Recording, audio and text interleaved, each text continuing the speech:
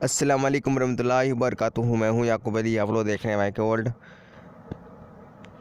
नाज़रीन, आज की वीडियो में बात करने वाले हैं सूरह बनी इसराइल आयत नंबर 80, 81, 82 हिंदी भाषा लेकर आप खिदमत में हाजिर हुए हैं।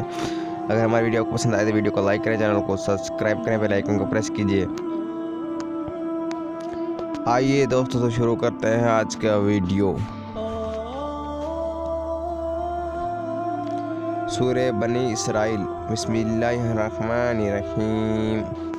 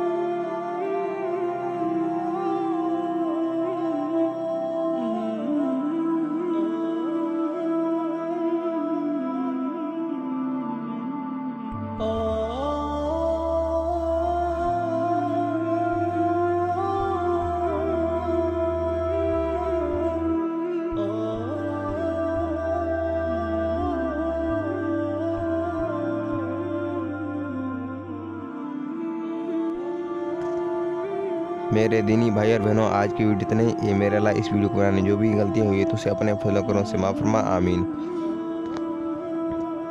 दुआओं की गुजारिश। अस्सलाम वालेकुम रहमतुल्लाहि वबरकातुहू। मिलते हैं इंशाल्लाह एक नई वीडियो से, तब तक के लिए अल्लाह हाफ़िज़।